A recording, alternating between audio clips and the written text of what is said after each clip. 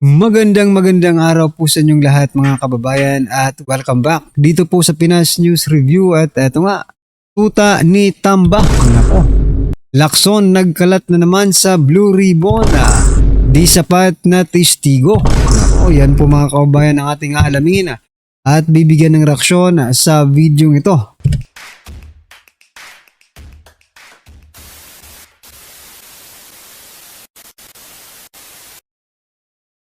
So yun mga kababayan, eto, pasadahan po muna natin si Romualdez, no?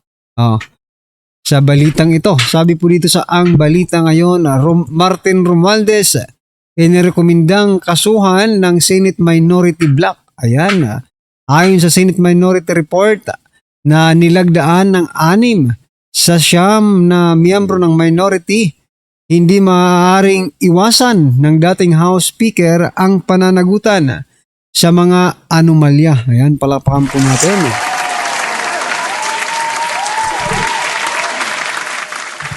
So, sabi po dito sa balita mga kababayan, as the former Speaker of the House of Representatives, he cannot simply absolve himself from any accountability in all that is happening. Oo nga, kasi lahat po ng mga anomalyang ito mga kababayan ay nangyari po sa panahon ng kanyang pagiging House Speaker, no? Either he was complicit with the crooks or was grossly negligent in his job. It's either kasabwat siya or talagang pinabayaan niya po ang kanyang trabaho bilang House Speaker mga kababayan, no?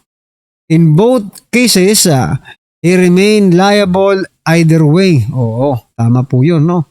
Sa inilabas na matrix ng mga personalidad na umano'y sangkot sa flood control scandal, inilalagay si Romualdez sa pinakataas udyat ng sentrong papel na ibinigay sa kanya ng minority sa usapin ng pananagutan. Yan mga kababayan, ha?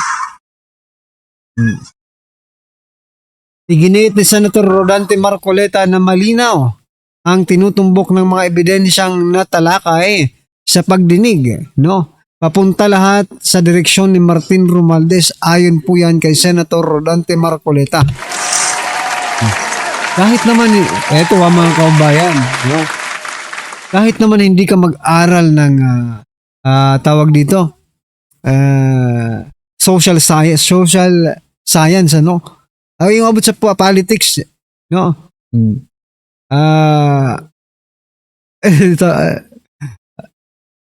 Tawag dyan, political science, ayan, Diyos ko po. Social science, mga ano yan eh, mga basic lang po yan. Well, anyway, what I'm trying to point, kahit hindi ka abogado, ano, matutumbok mo pa rin kung sino talaga dito yung pinakapuno.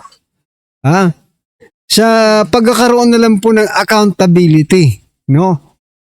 Si Speaker, sa panahon niya po nangyari ito, sa panahon po nila ginawa ang budget na ito, mga kababayan, kailangan managot po sila, no? Kahit ordinaryong Pilipino, no, pagtanungin mo, sige, magpa-survey nga kayo. Kayo mga survey company, survey firm, no? Magpa-survey nga po kayo. Ngayon po ay itanong nyo sa taong bayan kung naniniwala ba sila na si former Speaker Martin Romualdez ay sangkot at maybe pinuno, ayon po kay Saldico, ay pinuno dito po sa mga flood control scam na ito mga kababayan. Alright?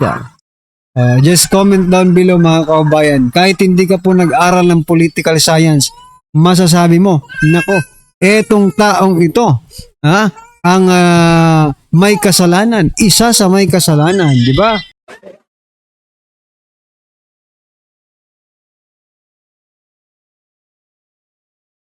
So ngayon naman, pasadahan naman po natin mga kababayan itong si Senator Ping Lacson. Ayan, no? Grabe Senator Ping Lacson, nung wala pa po, hindi pa nagbubukas yung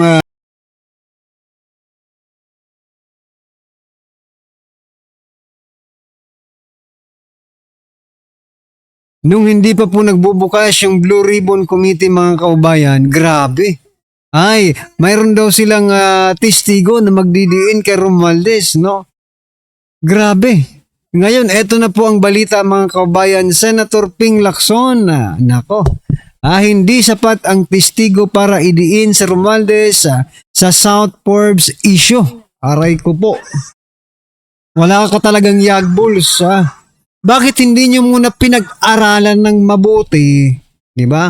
Ano to? Palabas nyo lang para sabihin, meron na kaming testigo, Naglabas kami ng testigo kay Romualdez. Talagang tuta talaga kayo dyan ni Romualdez. Kahit something ng anggulo. Mga tuta kayo ni Romualdez dyan sa Senado. Di ba? Kasi kung hindi po kayo mga tuta dyan, mga kababayan, bago nyo yan ipaharap dyan sa Blue Ribbon, nakakahiya nga itong Blue Ribbon Committee ni Lacson Naglalabas po ng mga testigo na hindi pala sapat. Di ba? Grabe ang nangyayari sa Senado ngayon.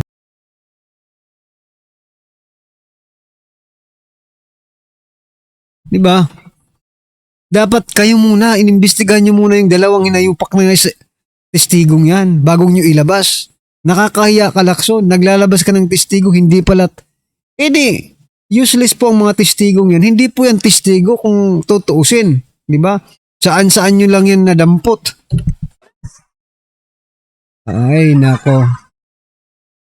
Ayon kay Senator Panfilo Ping Lacson, hindi pa sapat ang mga pahayag ng testigo upang idiin si dating House Speaker Martin Romualdez sa issue ng South Forbes Park. Anya wala pang naihahaing dokumento o matibay na ebidensya na direktang nag-uugnay kay Romualdez sa anumang transaksyon. Ay nako. Paulit-ulit na lang po itong script ng Senado patungkol po kay Romualdez mga kaubayan, no?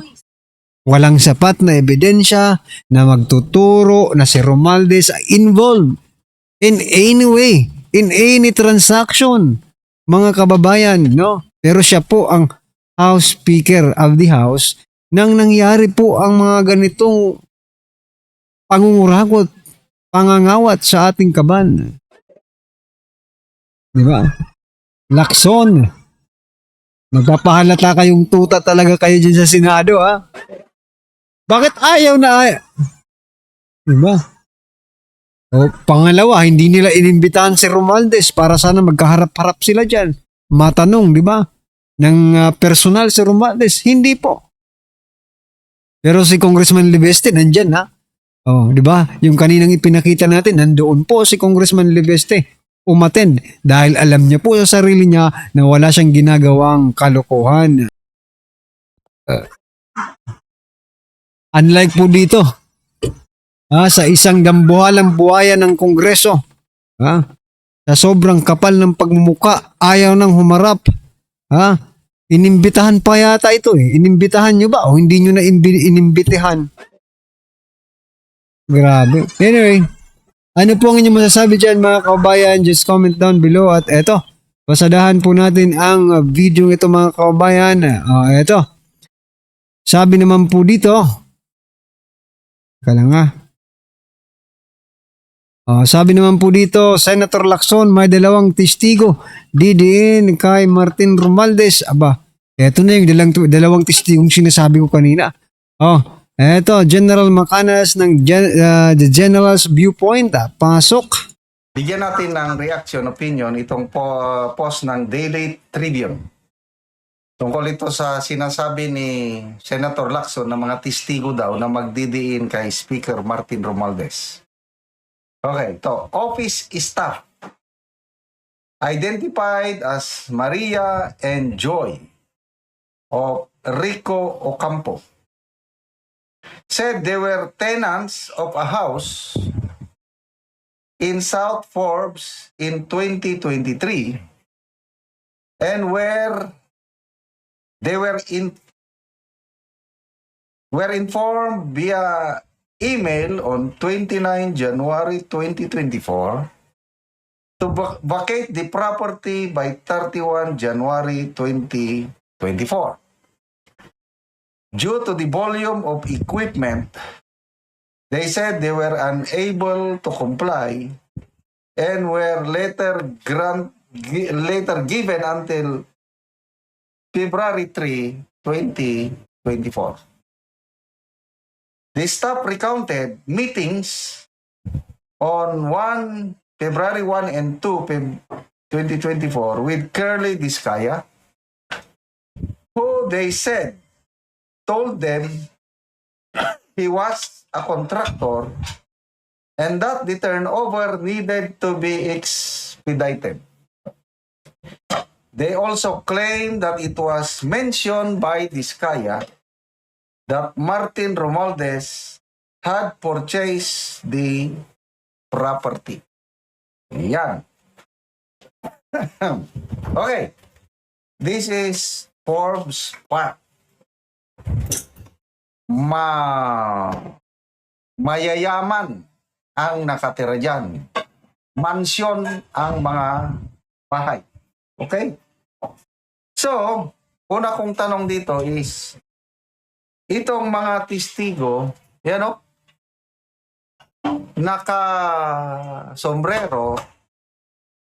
naka-face mask, halos hindi mo mamukaan. So yan, nag-aala Risa Hontiveros na naman po itong Blue Ribbon Committee ni Senator Ping Lacson, mga kababayan. Hindi lang po yan, pati yung regional director po ng DPWH, yung testigo yung nakadilaw kanina, di ba? Nako po. Nakatakip mo, naka-jacket pa, mga kababayan.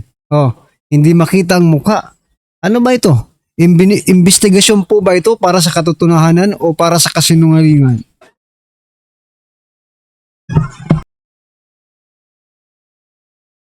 Di ba? Parang si Risa Hontiveros lang, di ba?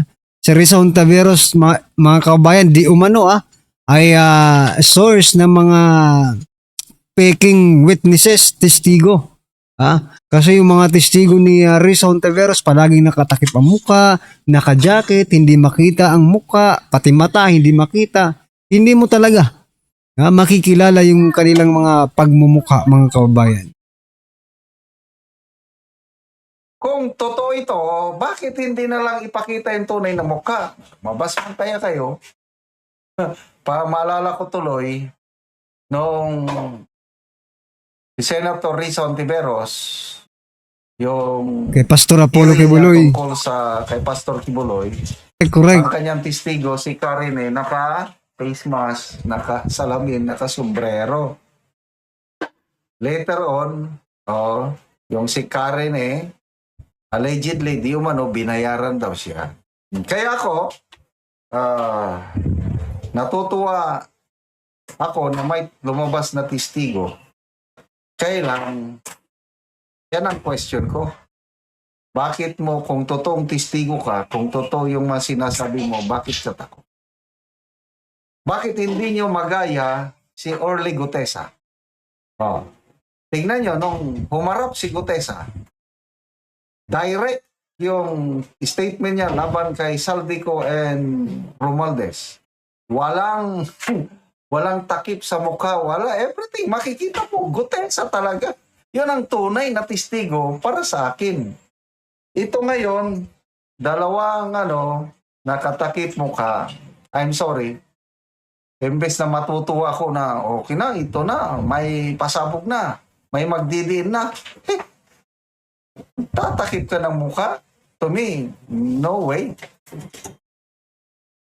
Grabe po yung mga ginagawa nila, no, mga kababayan. Sa Senado po, mga kababayan, tanim na naman ng testigo. Di ba? Itong kay Senator Ping Lacson. Tapos dito naman po sa House of Representatives, ngayon, di ba? Kahapon lang may nag-file po ng impeachment complaint against kay President Bongbong Marcos Jr. Pero drama lang pala, palabas lang pala, mga kababayan. No? Tanim impeachment para sa Pangulo. Sila rin mismo ang nagtatanim, mga kababayan. Gusto kasi nilang yung 1-year ban, no? Gusto nilang ma-achieve yun, no? Para wala nang ibang makapag-file pa ng ibang impeachment complaint, mga kababayan. So, drama lang ang lahat ng ito na nangyayari. Ang tanong nga dito, bakit pa nag-open ulit ang Blue Ribbon Committee, di ba? Bakit nagbalik ang Blue Ribbon Committee? Ano ang purpose nila? Ano na naman ang motibo nila? Kasi nung una mga kabayan, di ba? Kaya nga pinalitan si si Senator Rodante Marcoleta sa Blue Ribbon Committee para busalan si Senator Rodante Marcoleta na mailabas ang katotohanan. Ngayon, for the second time around mga kabayan, ano kaya ang kanilang motibo? Eto na nga, yung sa kay Romualdez mga kabayan. No, para linisin ang pangalan ni Romualdez, no? Actually, ang Blue Ribbon ay hindi po para hulihin, okay? Para hulihin ang mga mastermind. Ang Blue Ribbon po ngayon ay parang nag-iimbestiga para linisin ang pangalan ng mga mastermind. Hinayupak kayo. Diba? Grabe talaga itong administrasyong ito mga kababayan. Kung hindi manggigipit, magtatanim. Kung hindi magtatanim, manggigipit. Mangkukulong. Mangkukontempt. Buti nga ngayon, bihira pang contempt. Nung nakaraang 19th Congress, di ba? Grabe ang contempt doon. Anyway, ano pong inyong opinion dyan mga karibin natin? Just comment down below. Yan, maraming salamat. Please don't forget to like the video. Maraming salamat po.